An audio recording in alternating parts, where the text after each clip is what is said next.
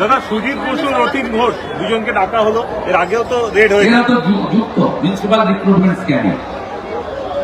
সুজিত বসে তার দুজন শালিকাকে অবৈধভাবে কামারহাটি মিউনিসিপ্যালিটিতে চাকরি দিয়েছে। লক্ষ লক্ষ কোটি কোটি বেকার শিক্ষিত যুবক যুবতীকে ধ্বংস করেছেন এরা।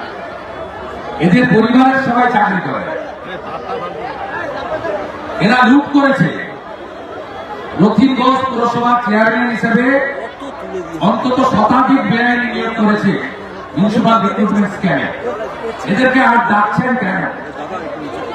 দেশের আইন যদি থাকে, ইডি রাতে যে ক্ষমতা সুপ্রিম কোর্ট বা পার্লামেন্ট দিয়েছে, এদের গ্রেপ্তার করা উচিত, হেফাজতে নিয়ে জিজ্ঞাসাবাদ করা উচিত।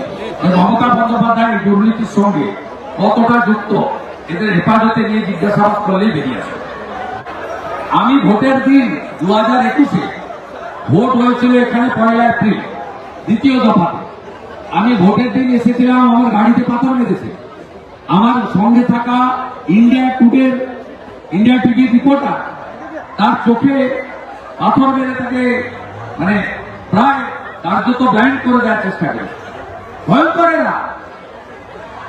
একটু আগে সিআরপিএফ এর সামনে লাফাচ্ছে কাপড় চোপড় তুলে। এদের এত নিম্নমানের এরা, এদের একমাত্র লঙ্কা ঘোরা ছাড়া এদের কোন ওষুধ নেই।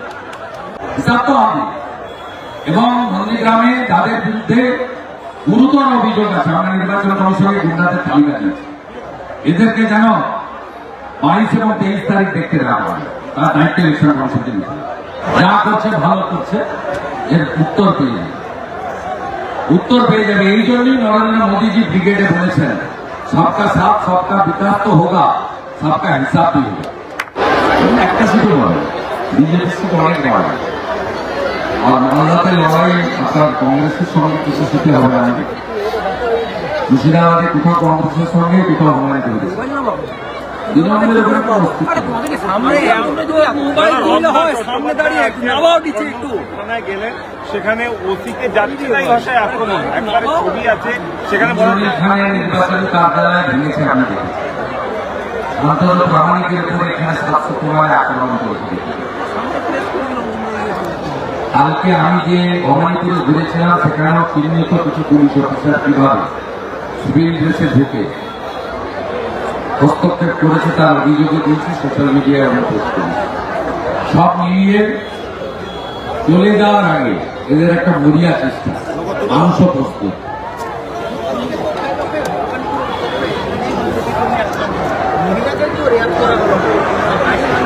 যা করছে ভালো করছে, এর উত্তর পেয়ে যাবে। উত্তর পেয়ে যাবে। এই জন্যই নরেন্দ্র মোদীজি ব্রিগেডে বলেছেন, সবকা সাথ সবকা বিকাশ তো হোগা, সবকা হিসাব भी होगा। হিসাব তো হবে, হিসাব তো হবে।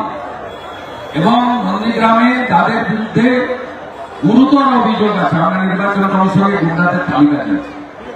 এদেরকে যেন 22 এবং 23 তারিখ দেখতে দেওয়া হয়। তার দায়িত্ব ইলেকশন কমিশনকে নিতে। দাদা সুজিত বসু রতিন ঘোষ দুজনকে ডাকা হলো, এর আগেও তো রেড হয়েছে। এরা তো যুক্ত মিউনিসিপাল রিক্রুটমেন্ট স্ক্যামে। সুজিত বসে তার দুজন শালিকাকে অবৈধভাবে কামারহাটি মিউনিসিপ্যালিটিতে চাকরি দিয়েছে। লক্ষ লক্ষ কোটি কোটি বেকার শিক্ষিত যুবক যুবতীকে ধ্বংস করেছেন এরা। এদের পরিবারের সবাই চাকরি করে। এরা লুট করেছে। রতিন ঘোষ পুরসভার চেয়ারম্যান হিসেবে অন্তত শতাধিক বেআইনি নিয়োগ করেছে মিউনিসিপাল রিক্রুটমেন্ট স্ক্যামে। এদেরকে আর ডাকছেন কেন? দেশের আইন যদি থাকে, ইডি রাতে যে ক্ষমতা সুপ্রিম কোর্ট বা পার্লামেন্ট দিয়েছে, এদের গ্রেপ্তার করা উচিত, হেফাজতে নিয়ে জিজ্ঞাসাবাদ করা উচিত। মমতা বন্দ্যোপাধ্যায় এই দুর্নীতির সঙ্গে কতটা যুক্ত, এদের হেফাজতে নিয়ে জিজ্ঞাসাবাদ করলেই বেরিয়ে আসে। ভবানীপুরে অমিত শাহ রোড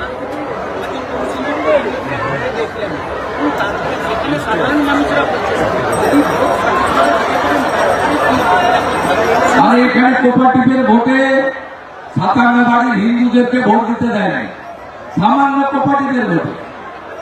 আমি ভোটের দিন 2021-এ ভোট হয়েছিল এখানে 1 এপ্রিল দ্বিতীয় দফাতে। আমি ভোটের দিন এসেছিলাম, আমার গাড়িতে পাথর মেরেছে। আমার সঙ্গে থাকা ইন্ডিয়া টিভি রিপোর্টার, তার চোখে পাথর মেরে তাকে মানে প্রায় কার্যত ব্লাইন্ড করে দেওয়ার চেষ্টা করে। ভয়ঙ্কর এরা। একটু আগে সিআরপিএফ এর সামনে লাফাচ্ছে কাপড় চোপড় তুলে। এদের এত নিম্নমানের এরা, এদের একমাত্র লঙ্কা ঘোরা ছাড়া এদের কোনো ওষুধ